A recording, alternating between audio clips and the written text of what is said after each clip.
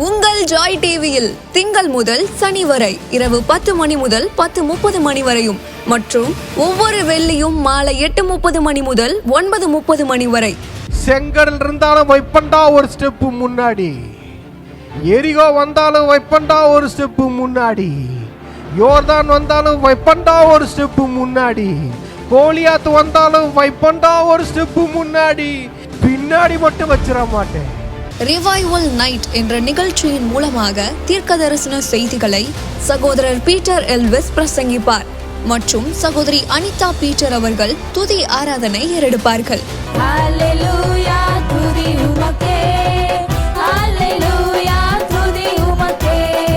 மனிதர்களின் வார்த்தையால் பாதிக்கப்பட்டது போதும், கடவுளின் வார்த்தையால் பாதிக்கப்படுவோம் வாருங்கள். நமக்குள் இருக்கும் இயேசு கிறிஸ்துவை உலகத்திற்கு காட்டும் நேரம் இது. வாருங்கள், இயேசுவுக்காய் எழும்புவோம். நீங்க இதுவரைக்கும் சபைக்கே போகாத ஒரு நபரா இயேசு கிறிஸ்துவ பற்றி உங்க வாழ்க்கையில ஆழமா அறிந்து கொள்ளணுமா? அப்ப ரிவைவல் சர்ச் உங்க எல்லாரையுமே அன்புடன் அழைக்கிறது. நம்ம கொளத்தூர் பூம்புகார் நகர்ல லொகேட் ஆயிருக்க ரிவைவல் சர்ச்சுக்கு நீங்க வாரம் வாரம் வர முடியும். சோ இங்க எவ்ரி சண்டே ஞாயிற்றுக்கிழமை காலையில 10 மணில இருந்து 12 மணி வரைக்கும் சபை ஆராதனை நடந்து கொண்டிருக்குது. சோ நீங்க எல்லாருமே இந்த ஆராதனையில குடும்பமா கலந்து கொள்ளலாம். அது மட்டும் இல்ல, எவ்ரி சாட்டர்டே ஒரு சனிக்கிழமையும் மாலை 8 மணி முதல் 9 மணி வரைக்கும் ப்ராஃபிட்டிக் ஈவினிங் நடைபெறுது. இதுல பாஸ்டர் பீட்டர் எல்விஸ் அவர்கள் உங்களுக்காக விசேஷ ஜெபம் ஏறெடுப்பார்கள். நீங்க தவறாம கலந்து கொள்ளுங்க. ஒருவேளை என்னால நேர்ல வர முடியலையே அப்படின்னு வருத்தப்பட்டீங்கன்னா நீங்க கவலையே பட வேணாம். நீங்க கூகுள் மீட் மூலமாகவும் எங்களோடு கலந்து கொள்ள முடியும். சோ கீழே தெரியுற இந்த கூகுள் கோட நீங்க நோட் பண்ணி வச்சுக்கோங்க. இதன் மூலமா எங்களோட நீங்க ஜாயின் பண்ணுங்க. சோ கர்த்தர் உங்களை ஆசீர்வதிப்பார்.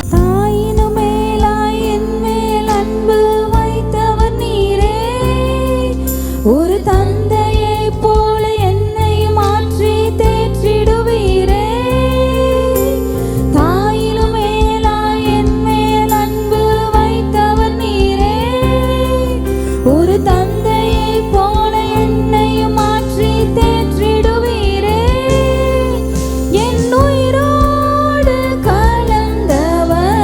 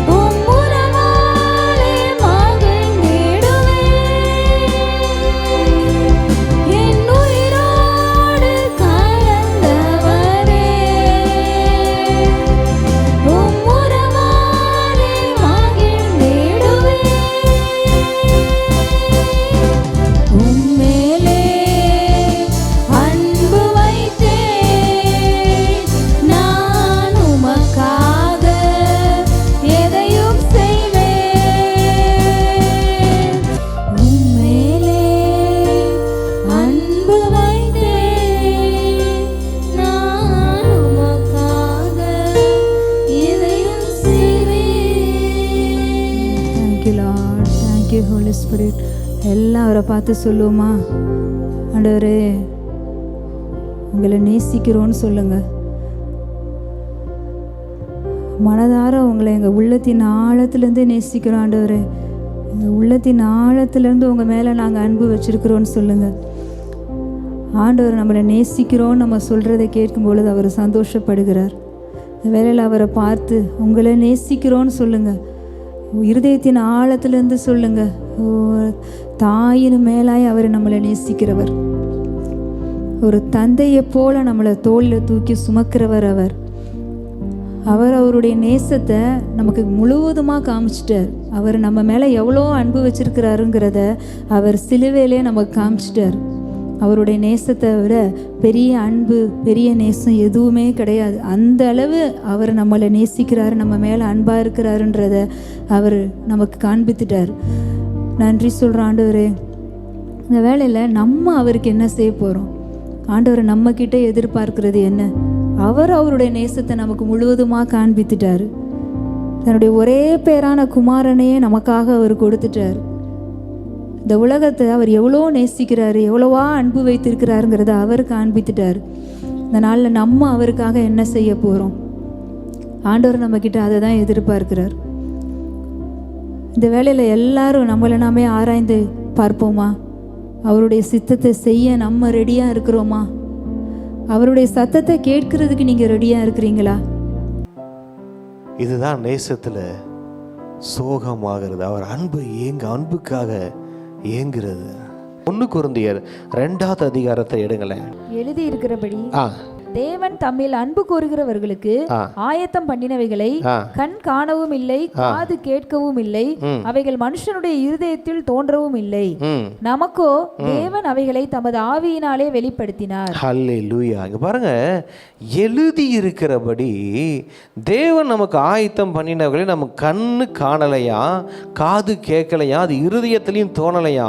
இன்னைக்கு நிறைய பேர் லைஃப் அப்படிதான் இருக்கு. சத்தியத்தை அறியாதவங்க லைஃப்லாம் அப்படிதான் இருக்குது. வசனம் என்ன சொல்றது? நமக்கோ தமது ஆவியினாலே வெளிப்படுத்தினார். உங்களுக்கு கர்த்தர் ஆயத்தம் பண்ணி இருக்கிறது எல்லாவற்றையும் நாம் அறிந்து கொள்ளணும்னா ஆவியானவருடைய உதவி நமக்கு தேவை. நமக்குள்ள வாசம் செய்கிற ஆவியானவர் தான் கர்த்தர் நமக்கு ஆயத்தம் பண்ணினவைகள்லாம் நமக்கு காட்டுவார். ஆண்டவராய இயேசு கிறிஸ்துவுக்கு காமிச்சார். ஆதியாகமம் முதல் வெளிப்படுத்துகிற சுவிசேஷம் வரைக்கும் இருந்த எல்லா தேவ மனிதர்களுக்கு காமிச்சார். அவங்களுக்கு என்ன தரிசனம், அவங்க மேலே என்ன அழைப்பு இருக்குது, அவங்களால என்ன செய்ய முடியும், எல்லாவற்றையும் காட்டினார். உங்கள் லைஃப்பில் கர்த்தர் உங்களுக்கு ஆயத்தம் பண்ணி வச்சிருக்கிற எல்லாத்தையும் நீங்கள் அனுபவித்து பெற்றுக்கொண்டு வாழணும்னா ஆவியானவருடைய துணை இல்லாமல் வாழ முடியாது. நம்ம நேற்று பார்த்தோம் தீர்க்க தரிசன மாலையில் 14வது அதிகாரம் யோவான் 1 வசனம் சொல்லுவார்னா, உங்கள் இருதயம் கலங்க வேண்டாம். 18வது வசனம், நான் உங்களை திக்கற்றவர்களாக விடேன் அப்படின்னு. அப்புறம் சொல்லுவார், நான் போகிறது உங்களுக்கு பிரயோஜனமாக இருக்கும், அப்பொழுது சத்திய ஆவியான தேற்றரவாளன் வருவார். நல்லா தெரிஞ்சுக்கோங்க, திக்கற்றவர்களாக விடமாட்டேன், நான் உங்களை அனாதைகளாக விடமாட்டேன், ஆவியானவரை கொடுத்துட்டு போகிறேன் அப்படின்றாரு. அப்போ நல்லா தெரிஞ்சுக்கோங்க, ஆவியானவரோடு வாழாத வாழ்க்கை ஈக்குவல் டு அனாதையாக வாழ்கிற வாழ்க்கைக்கு சமம்.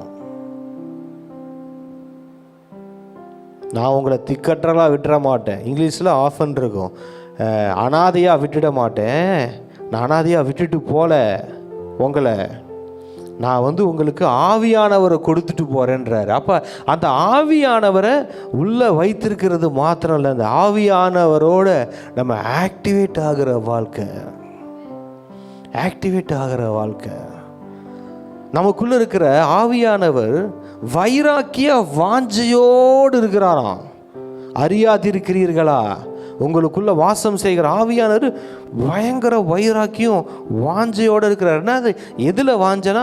உங்கள் மேலே இருக்கிற அழைப்பையும் அபிஷேகத்தையும் நிறைவேற்றுவதில். நீங்கள் வேதத்தில் பார்க்கலாம், சவுலா இருக்கட்டும், தாவீதா இருக்கட்டும், அவரை போய் அபிஷேகம் பண்ண சொல்லுவார். சவுல் அபிஷேகம் பண்ண உடனே கர்த்தருடைய ஆவியானவர் அவர் மேலே வரதை பார்ப்போம். ஒரு காலிங்காக, கர்த்தர் மேலே வச்ச திட்டத்துக்காக தாவீதை அவர் போய் அபிஷேகத்தை ஊற்றி அனாய்ட் பண்ண உடனே அது முதல் தாவீதின் மீது கர்த்தருடைய ஆவியானவர் தங்கி இருந்தார். பவுல் எடுத்துக்கோங்க, சவுலா இருந்து பவுலா மாறினவர். அனனியா வந்து சொல்லுவார், உன்னை பரிசுத்த ஆவியானவரால் அபிஷேகம் பண்ணும்படி கர்த்தர் என்னை அனுப்பினார். ஒரு மிகப்பெரிய ஊழியத்துக்கு முன்னாடி இந்த அனாய்டிங் அப்படின்றது வந்து இந்த பரிசுத்த ஆவியானவர் வந்து அவரால் முத்திரை போடுறாராம், ஒரு அங்கீகாரம். இன்னைக்கு எல்லார் மேலேயும் ஆவியானவர் இருக்கிறாருல, உங்க எல்லார் மேலேயும் ஒரு அழைப்பு இருக்கு, ஒரு நோக்கம் இருக்கு. அதை நிறைவேற்றுவதற்காக தான் ஆவியானவர்களுக்குள்ள வந்திருக்கிறாரு. ஆவியானவர் சும்மா இருந்துட்டு போக வரல. உங்களுக்குள்ள இருக்கிற ஆவியானவர் உங்களுடைய அழைப்பு அபிஷேகத்தை குறித்து பக்தி வைராக்கியமாக இருக்கிறாரு, வைராக்கிய வாஞ்சையோடு இருக்கிறாரு, அதை நிறைவேற்றுவதில் துடிச்சுக்கிட்டு இருக்கிறாரு. அவங்க அந்த தேவ மனிதர்கள் மேலே இருந்த ஆவியானவர், அவங்க மேலே இருந்த அபிஷேகம் அவங்க முன்னாடி இருந்த எல்லா காரியங்களையும் செய்து முடித்ததை நம்ம பார்க்குறோம். அதனால தான் சொல்கிறோம், ஆவியானவர் இல்லாமல் நமக்கு தேவன் ஆயத்தம் பண்ணினவர்களை நம்ம அறிந்து கொள்ள முடியாது. அது அடுத்தது படிங்க. நமக்கோ தேவன் அவைகளை தமது ஆவியினாலே வெளிப்படுத்தினார். அந்த ஆவியானவர் எல்லாவற்றையும் தேவனுடைய ஆழங்களையும் ஆராய்ந்திருக்கிறார். இந்த ஆவியானவர் யாருன்னு பார்த்தீங்கன்னா, எல்லாவற்றையும் தேவனுடைய ஆழங்களையும் அறிந்திருக்கிறார். அப்பனா அந்த ஆவியானவற்றிலிருந்து நம்ம எவ்வளவு விஷயங்களை கற்றுக்க முடியும். கடவுளுடைய ஆழங்களையும் அறிந்திருக்கிறார். அப்போ அந்த ஆவியானவரோட நீங்கள் டைமை ஸ்பெண்ட் பண்ண பரிசுத்த ஆவியானோட டைமை ஸ்பெண்ட் பண்ண ஆழங்களுக்குள்ள இருக்கிற காரியங்களை நீங்கள் அறிந்து கொள்ள முடியும். கடவுளை குறித்த ஒரு வெளிப்பாடு எனக்கு வேணும், கடவுளை குறித்த ஒரு ஞானம் எனக்கு வேணும், கடவுள் யாருன்னு எனக்கு தெரியணும் அப்படின்னாலே ஆவியானவர் தேவை, பரிசுத்த ஆவியானவர் தேவை. இப்போ ஆண்டவர் போதிக்கும் போது சொன்னார், இதையே மார்க்கில் பார்ப்போம். மார்க்கு 4:13 படிங்க. இந்த உவமையை நீங்கள் அறியவில்லையா? அறியாவிட்டால் மற்ற உவமைகளை எல்லாம் எப்படி அறிவீர்கள்? எப்பா, நீ இந்த உவமையே அறியலையே, நீ மற்றதெல்லாம் எப்படி நீ புரிஞ்சுக்குவ? இவர் உபதேசம் பண்ணுறத அவர்களால் புரிந்து கொள்ள முடியவில்லை. வார்த்தைகளை சாதாரணமாக ஒன்று சொல்கிறாரு, ஒருவன் மறுபடியும் பிறவாவிட்டால் தேவனுடைய ராஜ்யத்தில் பிரவேசிக்க மாட்டான். அதுக்கு அந்த ஜனம் என்னமா கேட்டுச்சு, அது எப்படி திரும்ப ஒருத்தன் தாயோட வயிற்றுல போய், ஏன்னா அந்த காலத்தில் அறிவு என்பது அப்படி தான் இருந்திருக்கு. எப்படிப்பட்ட மனிதர்கள்கிட்ட ஆண்டவர் மினிஸ்ட்ரி என்னப்பா நம்ம நினைப்போம், என்னடா இப்படி போய் நினச்சிருக்கிறாங்கன்னு. இன்றைக்கி பரிசுத்தாவி நமக்குள்ளே வந்ததுனால இன்றைக்கி பைபிளை படிக்கும் போது நான் சொல்கிறேன், என்ன சீஷர்கள் இது கூட தெரியாமல் இருந்திருக்கிறாங்க அப்படின்னு நம்ம நினைப்போம். அது இல்லை விஷயம், அங்கே ஆவி இல்லாமல் இருந்துச்சு. இப்போ நமக்குள்ளே பரிசுத்த ஆவி இருக்கிறதுனால நமக்கு அது தெரிஞ்சிருக்கு. அதனால தான் என்னடா சீஷர்கள் இதை போய் கேட்டிருக்கிறாங்கன்னு படிக்கும்போது நமக்கு தோணும். ஆனால் என்ன விஷயம்னா, இங்கே உள்ள ஆவி பரிசுத்த ஆவி இருக்கிறதுனால அவரை நம்மளுக்கு சொல்லி கொடுத்து கொண்டு இருக்கிறார். அவரை தான் கேட்டார், இதை கூட நீங்கள் அறிய முடியலையா? அப்போ ஒன்று தெரியுது நல்லா, என்னன்னா அதனால தான் சொல்லுவார், நீங்கள் பரிசுத்த ஆவியான வருவதற்காக நீங்கள் போய் காத்துருங்க.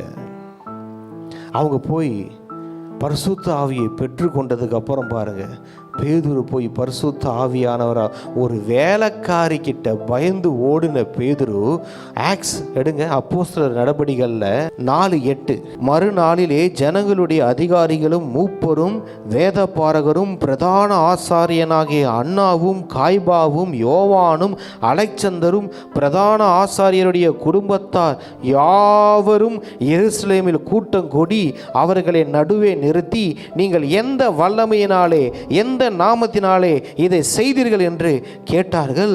அப்பொழுது பேதுரு பரிசுத்த ஆவியினாலே நிறைந்து, ஒரே ஒரு வேலைக்காரிக்கு பயந்து ஓடின ஆளுங்க அவர். இப்போ அந்த பேதுரு மறுதளிக்கலைங்க,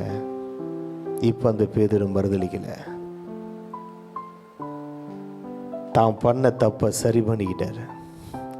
ஒரு வேலைக்காரிக்கு பயந்தவர். இந்த மாம்சம் ஆண்டவரே உங்களுக்காக என் உயிரை கொடுப்போம் ஆண்டவரே, இது மாம்ச வைராக்கியம். ஓடிடும், விட்டுட்டு ஓடிடும். ஆனால் அந்த ஆவியில் வர வைராக்கியம் இருக்குது தெரியுமா, அது நிற்கும். அதுதான் சொல்ல வர, அந்த பரிசுத்த ஆவியானவருக்கு முன்பாக, பரிசுத்த ஆவியானவருக்கு பின்பாக எல்லா மேன் ஆஃப் காட் லைஃப்பை நீங்கள் பார்க்கலாம். ஸோ இந்த ஹோலி ஸ்பிரிட்டோடைய இம்பார்ட்டண்ட்டை நான் சொல்கிறேன். 11வது வசனம், மனுஷனில் உள்ள ஆவியே அன்றி மனுஷரில் எவன் மனுஷனுக்குரியவைகளை அறிவான், அப்படி போல தேவனுடைய ஆவியே அன்றி ஒருவனும் தேவனுக்குரியவைகளை அறிய மாட்டான். தேவனுடைய ஆவியை அன்றி ஒருவனும் தேவனுக்குரியவைகளை அறிய மாட்டான். ஆண்டவருடைய ஆவியானவர் தேவனுக்குரியவைகளை நம்மை அறிய வைப்பார். நமக்கு என்ன இருக்குதுன்னு காட்டுவார். அதே மாதிரி அந்த கடவுளுக்கு என்ன இருக்குன்னு காட்டுவார். கடவுளுக்குரிய எல்லா காரியங்களையும், இந்த வேதத்தில் உள்ள ரகசியங்களை எல்லாம், அதான் ஆண்டவர் சொன்னார், சகல சத்தியத்திற்குள்ளும் நடத்துவார். ஜீசஸ் கிரைஸ்டு வார்த்தையை போதிச்சார். நல்லா பார்த்துக்கோங்க, வார்த்தைகள் எல்லாம் போதிச்சார். வார்த்தைகளை போதிக்கிறது ஒன்று இருக்குது. ஹோலி ஸ்பிரிட் என்ன பண்ணார்னா, அது ஒன்று தெரிஞ்சது, பரிசுத்த ஆவி இல்லாமல் ஒன்றும் பண்ண முடியாது. பரிசுத்த ஆவியானவர் அந்த சத்தியத்துக்குள்ளே ஜனங்களை நடத்துகிறவராக இருக்கிறார், நடத்துகிறவராக இருக்கிறார். அதில் சுதந்திரிக்க வைக்கிறவர்களாக இருக்கிறார். பரிசுத்த ஆவி இல்லாததுனால ஜனங்களால் அந்த சத்தியங்களை அறிந்து கொள்ள முடியல. நிறைய விஷயங்களை அவர் போதித்ததெல்லாம் சொல்லுவார். இவங்களுக்கெல்லாம் ஊமையாக சொன்னேன், வாங்க உங்களுக்கு நான் சொல்கிறேன்னு சொல்லுவார். அதுவும் அவங்களுக்கு புரியாது. பரிசுத்த, அதுக்கு தான் நான் சொல்லுவேன், ஆவியில் நிரம்பி வேதத்தை படிக்கணும். ஆவியில் நிரம்பாமல் மாம்சத்தில் வேதத்தை படிச்சிங்க, அந்த வேதத்தை உங்களுக்கு தப்பாக இந்த மாம்சம் காட்டும். இந்த மாம்சம் வசனத்தையே தப்பாக காட்டும். ஆனால் ஆவியில் நிரம்பி, ஸ்பிரிட்டில் நிரம்பி அந்த வேதத்தை படிங்க, ஆவியானவர் உங்களுக்கு அழகாக சொல்லி கொடுப்பார். ஆவியானவர் சொல்லி கொடுப்பார். இதுப்பா இந்த வசனம் உங்களுக்கு போதிப்பார். அந்த சகல சத்தியத்திற்குள்ள உங்களை நடத்துவார். கீழே படிங்க. நாங்களோ உலகத்தின் ஆவியை பெறாமல் தேவனால் எங்களுக்கு அருளப்பட்டவைகளை அறியும்படிக்கு தேவனிலிருந்து புறப்படுகிற ஆவியை பெற்றோம். கடவுளால் நமக்கு கொடுக்கப்பட்டவைகளை அறியும்படிக்கு எந்த ஆவினா, அந்த பரிசுத்த ஆவி தான் நமக்கு காட்டும். மாம்சம் காட்டாது, மாம்சம் காட்டாது. எனக்கு ஆண்டவர் என்னென்ன கொடுத்துருக்கிறாரு அப்படின்றதெல்லாம் அந்த தேவனுடைய வார்த்தையில் இருக்குது. அதை எப்படி அந்த சத்தியத்துக்குள்ள நடத்துறது, அந்த ரெவலேஷனுக்குள்ள நடத்துறது ஆவியானவர் வேலை. ஹல்லேலூயா. இந்த வேதம் முழுவதும் பரிசுத்த ஆவியானவரால் எழுதப்பட்டது. ஆதி ஆகமத்திலிருந்து முடிவு வரைக்கும் பரிசுத்த ஆவியானவரால் இந்த வேதம் எழுதப்பட்டது. ஒரு இடத்துல சொல்லுவார், 2 பேதுரு 1:2 பேதுரு சொல்றாரு, தீர்க்க தரிசனமானது ஒரு காலத்திலும் மனுஷனுடைய சித்தத்தினாலே உண்டாகவில்லை. தேவனுடைய பரிசுத்த மனுஷர்கள் பரிசுத்த ஆவியினாலே ஏவப்பட்டு பேசினார்கள். இந்த வேதத்தில் எடுத்து பார்த்தீங்கன்னா மேக்சிமம் புக்ஸு ப்ராஃபஸி. பழைய ஏற்பாட்டில் பார்த்தீங்கன்னா ப்ராஃபஸி. மேத்யூ, மார்க், லூக், ஜான்லாம் பார்த்தீங்கன்னா ஜீசஸ் கிரைஸ்ட்டு பூமியில் செஞ்சதை எழுதுனாங்க. அதுக்கப்புறம் நீங்கள் ஆரம்பிங்க. அப்போஸ்தலர் நடவடிக்கைகளை கூட விட்டுடுங்க, ரோமர்லேருந்து ஆரம்பிங்க. ஆண்டவர் சிலுவையில் செஞ்சதை, அவர் போய் வலது பாரசத்தில் உக்காந்ததை, அவர் இவரை எல்லா நாமத்துக்கு மேலே உயர்த்தினதை, அவர் சிலுவையில் வெற்றி சிறந்ததை எப்படி தெரிஞ்சது பவுலுக்கு, எப்படி தெரிஞ்சது பேதுருக்கு? யார் சொன்னது? பரிசுத்த ஆவியானவர் சொன்னது. ஆவியானவர் அவர்களுக்கு கற்றுக் கொடுத்தது. அவங்களுக்கு தெரியுமா, பிதா வலது பார்சத்தில் உட்கார சொன்னது எப்படி தெரிஞ்சது? யார் சொன்னது? அவர் எல்லா நாமத்துக்கு மேலே இவரை உயர்த்தினாருன்னு யார் சொன்னது? பவுலுக்கு. சிலுவையில் அவர் துரைத்தனங்களையும் அதிகாரங்களையும் எல்லாவற்றையும் வெற்றி சிறந்தார்னு யார் சொன்னது? மரணத்தை ஜெயித்தார்னு யார் சொன்னது? பரிசுத்த ஆவியானவர். அப்புறம் நீங்கள் ரோமன்ஸ்லேருந்து எடுத்து எல்லா சத்தியங்களும் எடுத்து பாருங்க, எண்டு வரைக்கும் ரெவலேஷன் எடுத்துக்கோங்க. யார் சொன்னது? பரிசுத்த ஆவியானவர் சொன்னது. மனுஷன் ஞானம் இல்லை. பேதுரு உட்காந்து அவரே யோசிச்சு எதுனாரா? இல்லை பவுல் அவராக யோசிச்சு எல்லா நாமத்துக்கும் மேலே இவர் உயர்த்தினார் எதுனாரா? ஆவியின் கனி, மாம்சத்தின் கிரியைகள், இதெல்லாம் யார் சொன்னது? பரிசுத்த ஆவியானவர் சொன்னது. அவர் சொல்லி கொடுத்தார், அவர் சொன்னார், அவர் பேதுருகிட்ட பேசினார், பவுல்கிட்ட பேசினார். இதெல்லாம் வேற எங்க பழைய ஏற்பாட்டில் காலத்தில் கூட இல்லாதது. நான் சொல்றேன், எந்த அளவுக்கு ஆவியானவருக்கு நீங்க இடம் கொடுக்குறீங்களோ நீங்க எழுதுவீங்க, புக்கா எழுதுவீங்க. வர்ஷா சிஸ்டர் நீங்க எழுதுவீங்க. ஹோலி ஸ்பிரிட்டுக்கு நல்லா கைட் பண்ண விடுங்க. வேதத்தை தியானிங்க. நிறைய உங்களை ஆண்டு புக்ஸ் எழுத வைப்பார். நீங்கள் எழுதுவீங்க. ஆவியானவர் சொல்ல சொல்ல நீங்கள் எழுதுவீங்க. சிலுவை ஏன் தெரியுமா? அந்த காலத்தில் சிலுவை பற்றின உபதேசம் கெட்டு போகிறவர்களுக்கு பைத்தியமாக இருந்துச்சு. அதனால தான் இவங்க புரிஞ்சிக்க முடியல. ஆவியில் நிரம்பாமல் வேதாகமத்தை படிச்சிங்க, ஆரம்பம் முதல் முடிவு வரைக்கும் உங்களுக்கு குழப்பமாக தான் இருக்கும். ஆனால் ஆவியில் நிரம்பி படித்து பாருங்க, புதிய புதிய சத்தியங்கள் ஒரு ஆண்டு உங்களோட பேசுகிறத பார்ப்பீங்க. எல்லாரும் எழுந்து நிற்கலாமா? ஆவியானவர் இல்லாத எதுவுமே சொல்கிறேன், ஆவியானவர் இல்லாமல் எதுவுமே இல்லை. இது ஆவியானவரின் காலம். இது ஆவியானவர் சகல சத்தியத்திற்குள்ளும் நம்மை நடத்துகிற காலம். சகல சத்தியத்தின் ஆசீர்வாதங்களுக்குள்ள நம்மை நடத்துகிற காலம்.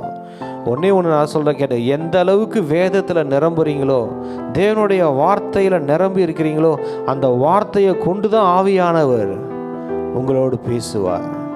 அந்த சத்தியத்தை எடுத்து தான் உங்களுக்கு அவர் வெளிப்படுத்துவார். வார்த்தையில் எந்த அளவுக்கு நிரம்புறீங்களோ அந்த அளவுக்கு நிரம்புங்க. ஆவியிலையும் நிரம்புங்க. இந்த வார்த்தையை எடுத்து ஆவியானவர் யூஸ் பண்ணும்போது, ஜீசஸை எடுத்து ஆவியானவர் யூஸ் பண்ணும்போது, அவரை ஆக்டிவேட் பண்ணும்போது நடந்த மாதிரி நம்ம வாழ்க்கையில் எல்லாமே நடக்கும். அவர் சொல்லுவார், மெய்யாகவே மெய்யாகவே சொல்கிறேன், நீங்கள் நான் செஞ்சதில் நீங்கள் அதிகமாக செய்வீங்கன்னு சொல்கிறாரில்ல, அது அங்கே தான் சொல்கிறார். அப்போ தான் சொல்கிறார், சத்திய ஆவியானவர் வருவார், சகல சத்தியத்திற்குள்ளே நடத்துவார். ஆண்டவர் செய்கிறதை விட நிறையா செய்வேன்னு சொல்கிறீங்களே, ஆவியானவர் இல்லாமல் அதை செய்ய முடியாதுங்க. இதுக்கு மேலே தான் அதை இப்போ சொல்லியிருப்பார். மெய்யாகவே நான் சொல்கிறேன், என்னை விசுவாசிக்கிறேன், நான் செய்வது அதிகமாக செய்வான்னு சொல்லி தான் அந்த சத்திய ஆவியானவர் வரதை பற்றி பேசுவார். எஸ், வேதத்திலையும் பார்க்கிறோம், ஆவியானவர் அவரை ஏவினார்னு பார்ப்போம். கர்த்தருடைய ஆவியினாலே அவர் பிசாசுகளை துரத்தினார்னு பார்ப்போம். எஸ், ஆவியானவரோட வாழ்க்கைக்கு வந்துருங்க. இது ஆவியானவருடைய காலம். ஆவியானவர்கிட்ட நம்ம கொடுத்து, ஜீசஸ் சொன்னார், நான் போகிறேன்ப்பா, வலது பார்சத்தில் உட்காடுறேன், நீங்கள் ஆவியானவர் வருவது உங்களுக்கு பிரயோஜனமாக இருக்கும், ரொம்ப யூஸ்ஃபுல்லாக இருக்கும், அவரோட வாழுங்க அப்படின்னு சொல்லிட்டு போயிருக்கிறார். பிரியமானவர்களே, நமக்குள்ள அவர் வாசம் செய்து கொண்டிருக்கிறார் பரிசுத்த ஆவியானவர். இன்றைக்கு அவர் சத்தத்தை கேட்பீர்களாகி அவர் உங்களோடு பேச ஆயத்தமாக இருக்கிறார். உங்கள் சத்தம், உங்கள் வாய்ஸ், நீங்கள் படித்த உங்கள் வாய்ஸ் ரொம்ப நல்லா இருக்குது, உன் முகம் அழகாக இருக்குன்றார். அந்த முகத்தை ஆண்டவர்கிட்ட காட்டிக்கிட்டே இருக்கார், ரொம்ப அழகாகும். அந்த வாய்ஸை நீங்கள் ஆண்டவர்கிட்ட பாடுங்க, பேசுங்க. உங்கள் வாய்ஸை ஆண்டவர் கேட்க ஆரம்பித்தார்னா இந்த உலகமே உங்கள் சத்தத்தை கேட்க ஆரம்பிக்கும். உங்கள் முகத்தை ஆண்டவர்கிட்ட மட்டும் காட்டிக்கிட்டே இருந்தீங்க, உங்கள் முகம் வேர்ல்டு ஃபேமஸ் ஆகும், உலகமே பார்க்குற மாதிரி ஃபேமஸ் ஆகும். உங்கள் குரல் ஃபேமஸ் ஆகும், நீங்கள் ஃபேமஸ் ஆவீங்க. ராஷாந்தரா திரியாந்தலா பராட்டலா கரா திரியாந்தரா பராட்டலா ஹோரா சாந்தரா பாலா சினிரியாந்தரா. நன்றி ஆண்டவரே, நன்றி இயேசப்பா. உங்கள் வார்த்தைகளுக்காய் நன்றி, உங்கள் பிரசன்னத்துக்காய் நன்றி. சத்திய ஆவியானவரே, இன்னைக்கு நீங்கள் இடைப்பட்டீங்க. ஆரம்பம் முதல் முடிவு வரைக்கும் உங்கள் பிரசன்னம் இருந்துச்சு, உங்கள் வார்த்தைகள் இருந்துச்சு. அழகாக நீங்கள் உங்கள் பிள்ளைகளோடு நீங்கள் பேசியிருக்கீங்க. நீங்கள் என்ன பேசணும்னு ஆசைப்பட்டீங்களோ அதை நீங்கள் பேசியிருக்கிறீங்க. நீங்கள் என்ன பேசணும்னு ஆசைப்பட்டீங்களோ அதை பேசியிருக்கிறீங்க.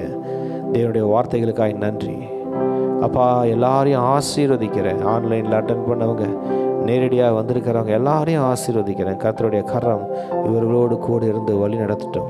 பரிசுத்த ஆவியானவரே, இவங்களை அழகாக எங்களை எல்லாரையும் நீங்கள் கைட் பண்ணுங்கள். உங்களுடைய சத்தத்துக்கு நாங்கள் கீழ்ப்படுகிறோம்.